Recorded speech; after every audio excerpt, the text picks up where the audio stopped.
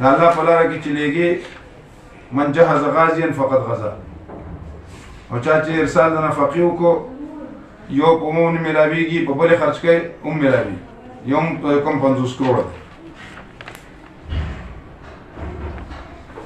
سورة الجمعة بعد الصف وقبل الفتحة.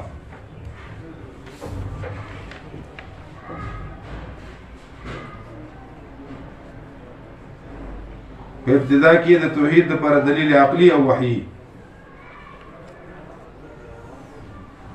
په ابتدا کې د توحید لپاره دلیل وحی او عقلی. بیا زجر دی چې کوم خلق باوجود د علم نه مني. داغو مثال پشان د خر دی که مثل الحمار یحمل اسفار. خر ته 2000 کتابونه په ملا کې دا بیا ورته لیکي شیخ القرآن و حدیث مولانا حمار ګل نو خو نه کیږي، نو خو چې ورکه اصل ده وره. بیا دې کې دعوت مباهله ده، بیا ترغیب دی او زجر دی.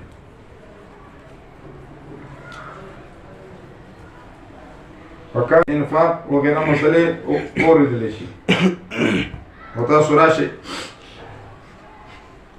د جمعې نه مسئله انفاق شروع شوه پس د جهاد نه.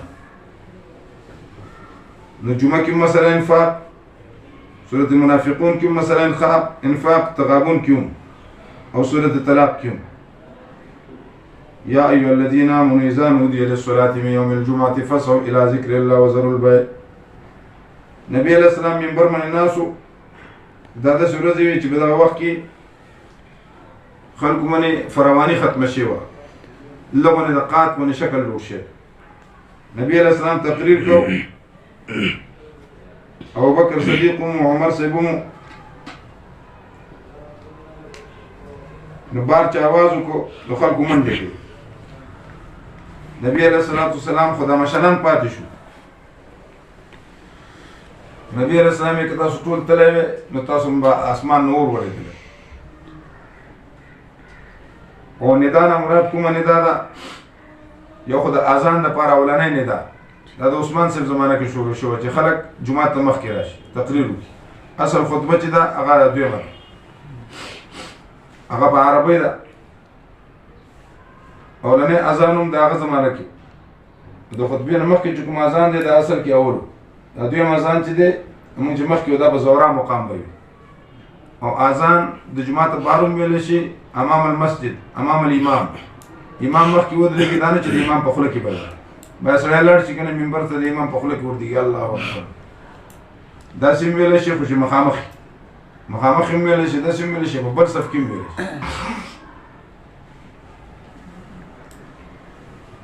منډې به نه وهئ خو تلوار به کوئ چې درنه څه قضا نه شي. جمعې نه وروستو خپل کار و کسب کوه، ځکه ذلک فضل الله. په دې د جمعې نه وروستو کوم کار چې کوي هغې کې خیر او برکت. بسم الله الرحمن الرحیم. ما فی السماوات سورة تغابن. څوک چې دا سورت وایي